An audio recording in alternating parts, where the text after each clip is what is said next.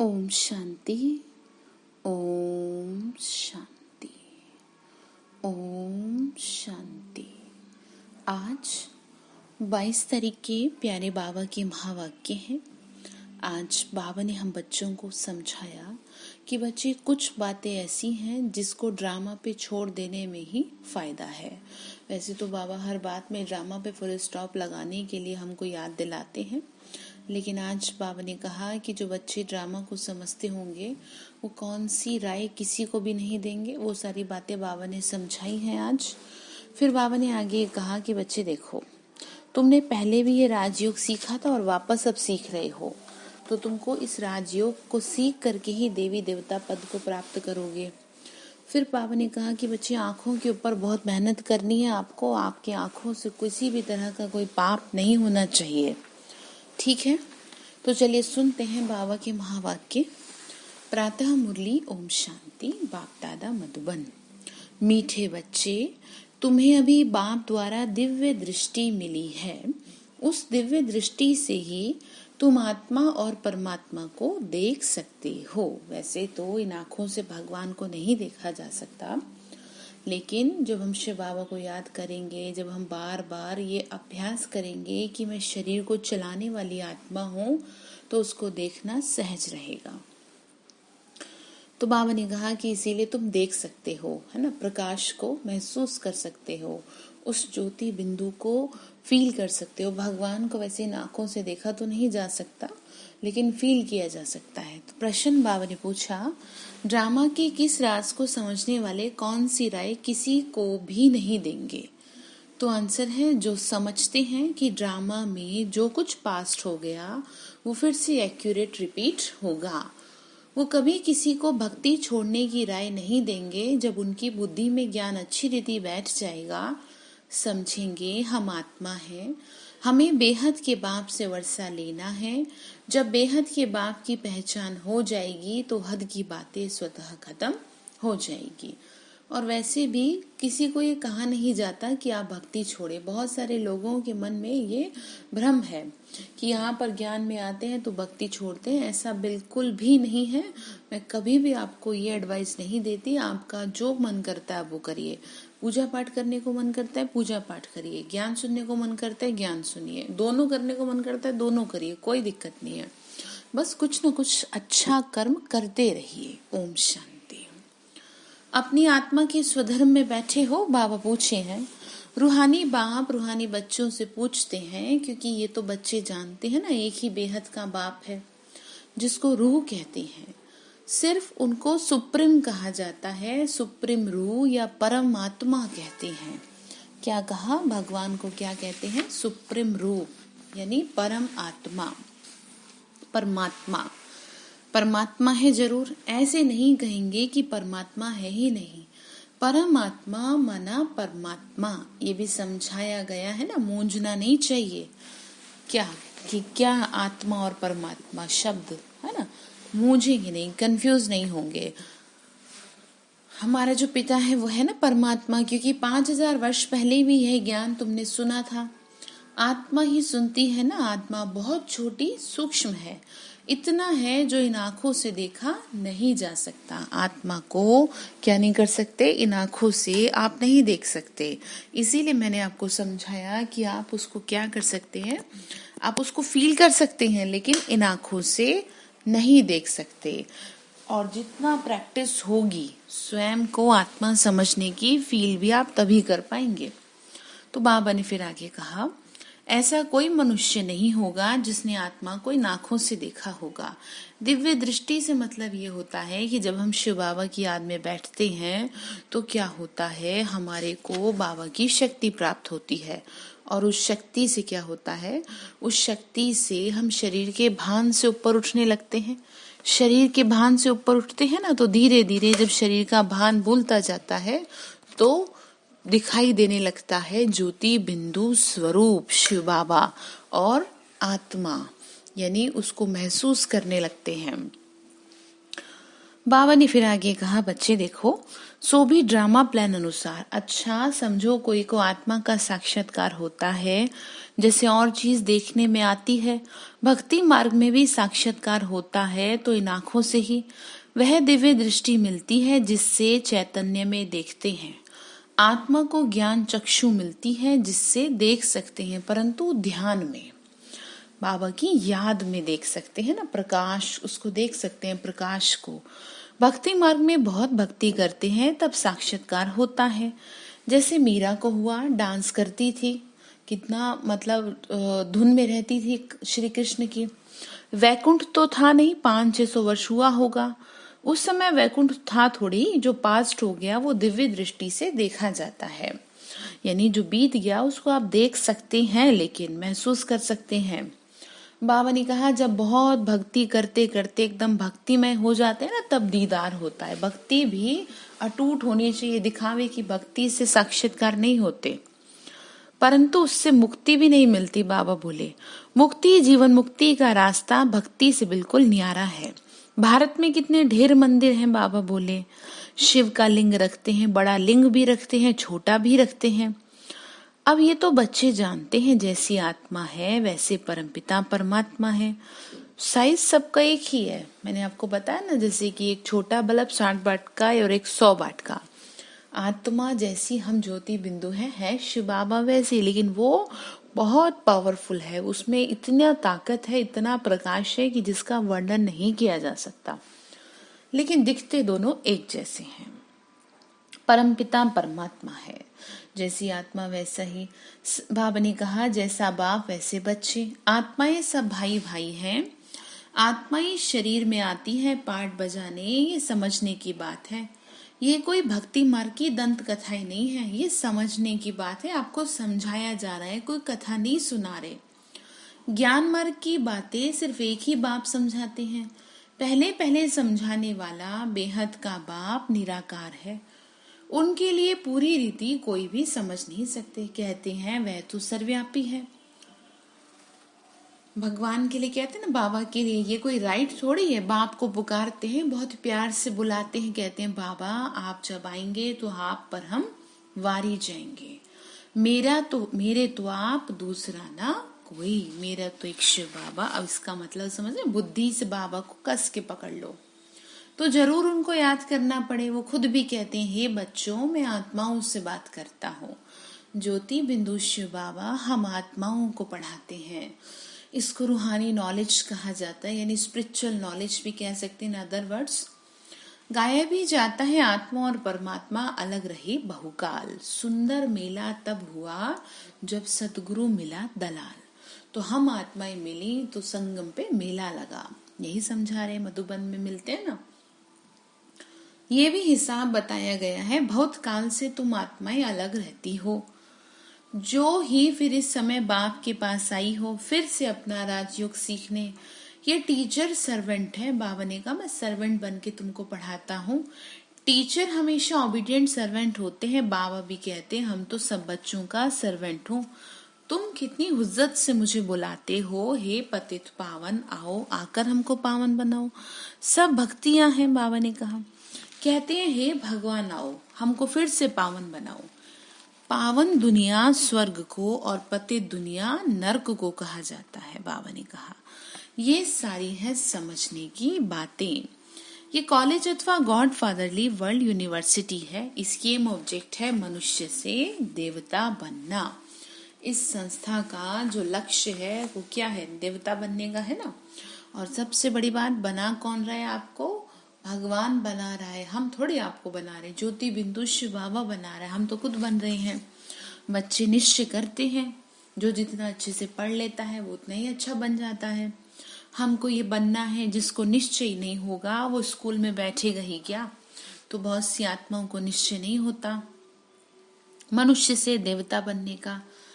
M object तो बुद्धि में है ना, लक्ष्य बाबा बोले तुम्हारी बुद्धि में रहता है ना। हम बैरिस्टर व डॉक्टर तो पढ़ेंगे, हम बैरिस्टर व डॉक्टर बनेंगे तो पढ़ेंगे ना, निश्चय नहीं होगा तो आएंगे ही नहीं। तुमको निश्चय है हम मनुष्य से देवता, नर से नारायण बनते हैं। ये सच्ची सच्ची सत्यनारायण की कथा है। वास्तव में ये है पढ़ाई, परंतु इनको कथा क्यों कहते हैं? क्योंकि 5000 वर्ष पहले भी सुनी थी, पास्ट हो गई। पास्ट को कथा कहा जाता है। बाबा ने कहा सतयुग था, वापस याद दिला रहे हैं, तुम वहां पर तुम ही थे, इसीलिए ड्रामा कह दिया। ये है नर से नारायण बनने की शिक्षा।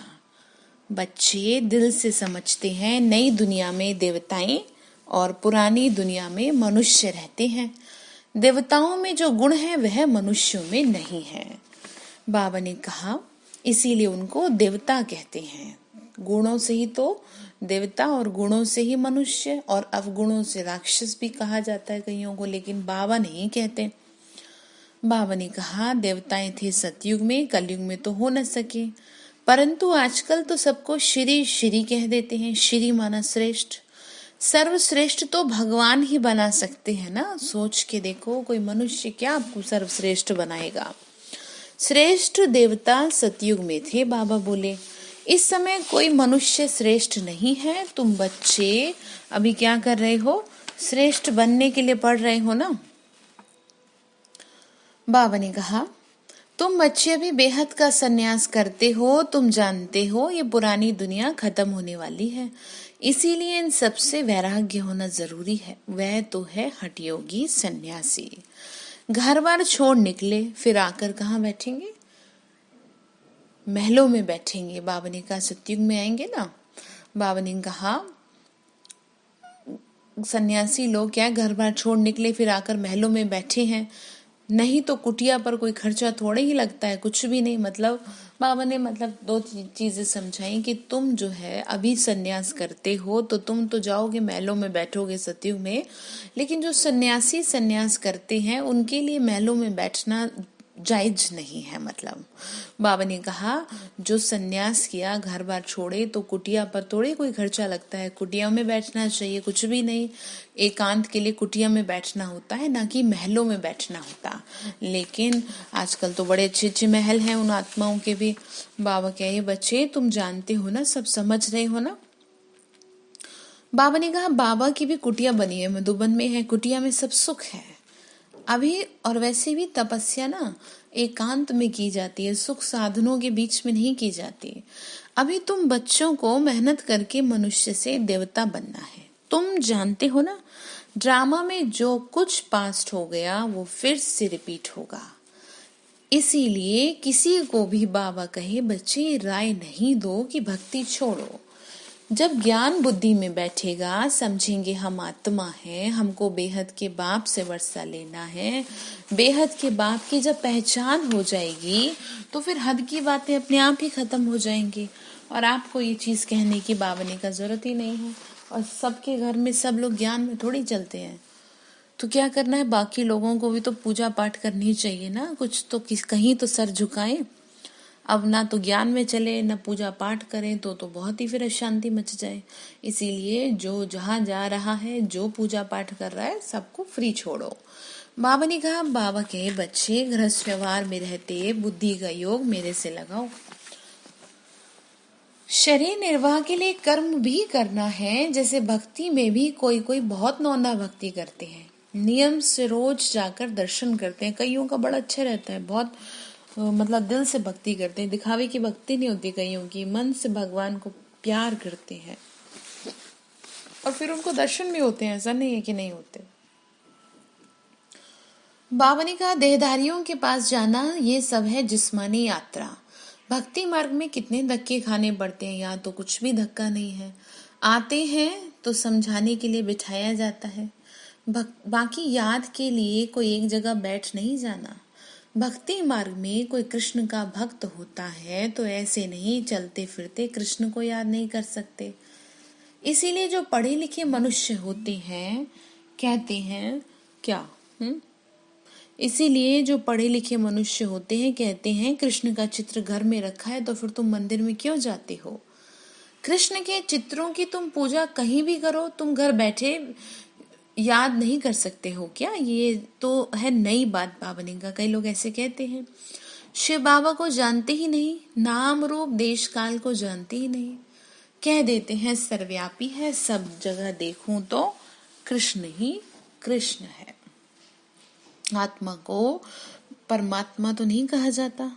आत्मा को बाप की याद आती है, परंतु बाप को जानते ही नहीं तो समझाना पड़े 7 रोज, इसीलिए 7 डेज समझना बहुत जरूरी है। फिर रेसगारी पॉइंट्स भी समझाई जाती है, यानी फिर इम्पोर्टेंट चीजें भी क्लियर करनी चाहिए। बाप ज्ञान का सागर है, कितने समय से सुनते आए हो, क्योंकि नॉलेज है ना। समझते हो हमको मनुष्य से देवता बनने की नॉलेज मिलती है। बाबा कहते हैं बच्चे तुमको नई नई बातें सुना रहा हूँ, मुरली तुमको नहीं मिलती तो तुम कितना चिल्लाते हो। बाबा ने कहा, बाबा कहते हैं तुम बाप को तो याद करो, मुरली पढ़ते हो फिर भी भूल जाते हो। पहले पहले तो याद को पक्का करो, मैं कौन हूँ, आत्मा हूँ। कितनी छोटी सी बिंदी बाबा ने कहा, पक्का करो। आत्मा को भी जानना है, कहते हैं इनकी आत्मा ने कल दूसरे में प्रवेश किया। हम आत्मा ही तो जन्म लेते लेते अब अपवित्र बनी है, इसीलिए बाबा को आना पड़ा क्या करने के लिए, पवित्रता प्रदान करी ना। पहले तुम पवित्र गृहस्थ धर्म के थे, लक्ष्मी नारायण दोनों पवित्र थे, फिर दोनों ही अपवित्र बने, फिर दोनों पवित्र होते हैं। तो क्या अपवित्र से पवित्र बने या पवित्र जन्म लिया? तो कहा यह जा रहा है कि उनका तो जन्म ही पवित्र है। क्यों? क्योंकि सतयुग का फर्स्ट प्रिंस है। बाबा ने कहा बच्चे कैसे तुम पवित्र थे फिर वाम मार्ग में जाने से अपवित्र बने हो। पुजारी को अपवित्र, पूज्य को पवित्र कहेंगे। सारे वर्ल्ड की हिस्ट्री, ज्योग्राफी तुम्हारी बुद्धि में है। कौन कौन राज्य करते थे, कैसे उन्हों को राज्य मिला, ये तुम जानते हो और कोई नहीं जानता। तुम्हारे पास भी यह नॉलेज नहीं थी, न रचता की और ना ही रचता के और आदि मध्यंत की भी नॉलेज नहीं थी। बाबा ने कहा तुम्हें कुछ नहीं पता था पहले, मैंने आकर के क्या किया, तुमको चीजों को क्लियर किया। बाबा ने कहा मैंने तुमको आकर के समझानी दी, ठीक है ना। किसको पता था? किसी को भी नहीं पता था। बाबा ने समझाया तो उसके लिए बाबा का लाख लाख शुक्रिया। ठीक। तो बाबा ने कहा कि बच्चे देखो, नास्तिक बनने से तुम कितने क्या बन जाते हो, दुखी बन जाते हो। मैंने तुमको समझाया। अब तुम यहाँ आए हो देवता बनने, वहां कितने सुख होंगे। दैवी गुण भी यहाँ धारण करने हैं। प्रजापिता ब्रह्मा की औलाद, भाई बहन ठहरे ना। क्रिमिनल दृष्टि नहीं जानी चाहिए, इसमें मेहनत है। आंखें बड़ी क्रिमिनल है, सब अंगों से क्रिमिनल है आंखें। आधा कल्प क्रिमिनल, आधा कल्प सिविल बन रहती हैं। बाबा ने कहा बच्चे सतयुग में क्रिमिनल आंखें नहीं रहती, आंखें क्रिमिनल है तो असुर कहलाते हैं। बाबा खुद कहते हैं मैं पतित दुनिया में आता हूँ, जो पतित बने हैं उनको ही मुझे पावन बनाना है। मनुष्य तो कहते हैं ये अपने को भगवान कहलाते हैं। बाबा ने कहा झाड़ में देखो, एकदम तमो प्रधान दुनिया के अंत में खड़ा है, वही फिर तपस्या कर रहे हैं। सतयुग से लक्ष्मी नारायण की डिनाइस्टी चलती है, संवत भी इन लक्ष्मी नारायण से गिना जाएगा। इसीलिए बाबा कहते हैं बच्चे लक्ष्मी नारायण का राज्य दिखाते हो तो लिखो इससे 1250 वर्ष के बाद त्रेता, एंड देन द्वापर और फिर कलयुग। शास्त्रों में फिर लाखों वर्ष लिख दिए, रात दिन का फर्क हो गया। ब्रह्मा की रात आधा कल्प, ब्रह्मा का दिन आधा कल्प।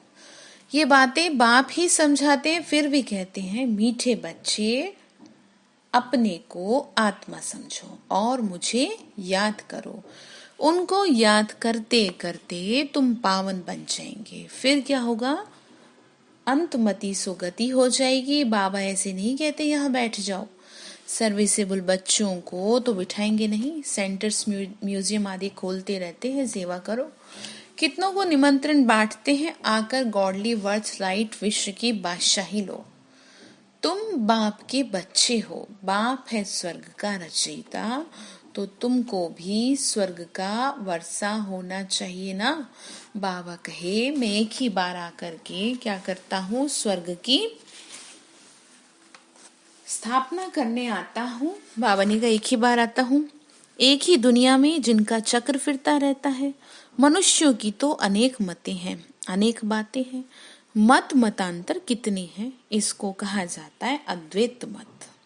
झाड़ कितना बड़ा है, बाबा ने कहा, कितनी टाल टालियां निकलती हैं, कितने धर्म फैल रहे हैं, कितना देखा ना, धर्म कितने सबके अपने अपने निकल आए। अब पहले तो था नहीं ऐसा, एक ही धर्म था।